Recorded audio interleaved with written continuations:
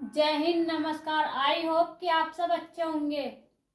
आज का हमारा टॉपिक है प्राचीन इतिहास का। आज हम जानेंगे प्राचीन इतिहास के स्रोत। तो चलिए देखते हैं।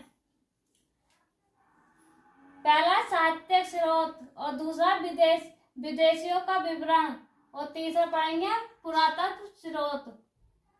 तो पहले साहित्य स्रोत में देखते हैं क्या क्या पढ़ते हैं हम। तो साहित्य स्रोत के अंतर्गत आते हैं वेद, ब्राह्मण ग्रंथ, अरण्यक, उपनिषद, पुराण, वेदांग और स्मृति। अब बात करते हैं विदेशियों के विवरण की। तो इसमें किस किस को पढ़ेंगे हम? अरबी लेखकों को पढ़ेंगे, चीनी लेखक पढ़ेंगे, यूनानी लेखक पढ़ेंगे और अन्य लेखक पढ़ेंगे जो हमारे विदेशों से आए थे। अब बात करते हैं पुरातत्व स्रोत की। तो पुरातत्व स्रोत के अंतर्गत हम अभिलेख पढ़ते हैं, सिक्के पढ़ते हैं, स्मारक और मोहरे। अब यहीं पर हम बात कर लेते हैं वेद हमारे कितने हैं। तो वेद है हमारे 4। कौन कौन से हैं? ऋग्वेद, आयुर्वेद, सामवेद और अथर्ववेद। अब बात कर लेते हैं इनके उपवेदों की और रचनाकार की और ब्राह्मण ग्रंथ की।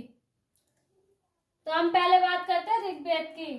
ऋग्वेद को सबसे पुराना वेद भी कहा जाता है और इसका उपवेद है आयुर्वेद और इसके रचनाकार है होत्र।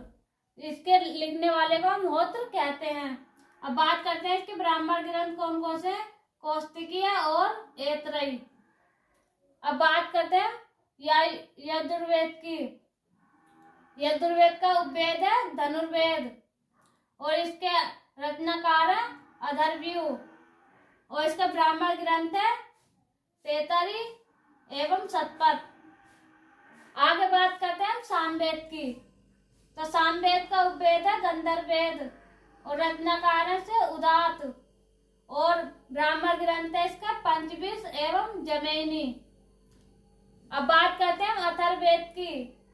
तो अथर्ववेद का उपवेद है शिल्पवेद और इसके रत्नाकार है ब्रह्मा और इसका ब्राह्मण ग्रंथ है गोपद। और आगे देखते हैं। अब हम यहीं पर बात करते हैं अरण्यक की। अरण्यक शब्द है ना अरण्य से और इसका अर्थ होता है वन या जंगल।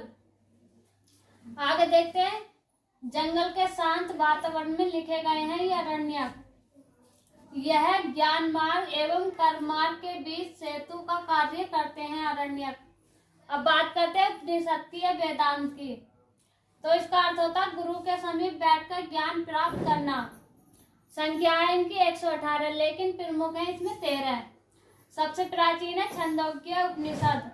इसके बाद करते हैं ज्वाला उपनिषद की। तो ये 4 प्रकार के आचरण की व्यवस्था बताता है, जैसे 0 से 25 वर्ष ब्रह्मचार्य, 25 से 50 वर्ष गृहस्थ और 50 से 75 वर्ष वानप्रस्थ, 75 से 100 वर्ष संयम। आगे बात कर लेते हैं हम यहीं पर मुंडकोपनिषद से लिया गया सत्यमेव जयते। यहीं पर बात कर लेते हैं वेदांत की। वेदांत कितने हैं हमारे? 6।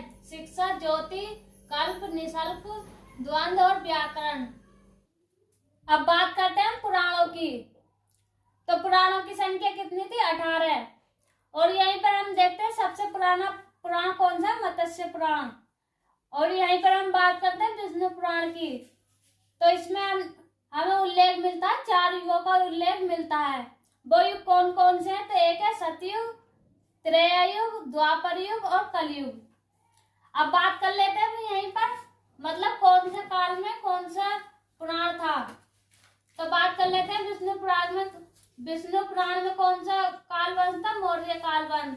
और जब वायु पुराण था तो उस समय तक गुप्त वंश और मत्स्य पुराण के समय था आंध्र सातवाहक वंश। अब बात कर लेते हैं हम यहीं पर स्मृति की। स्मृति की संख्या कितनी थी? 6। और सबसे प्राचीन कौन सी थी? मनुस्मृति। और इसका अंग्रेजी में उल्लेख किसने किया था? ए कैटो ऑफ जेंटू लॉज ने।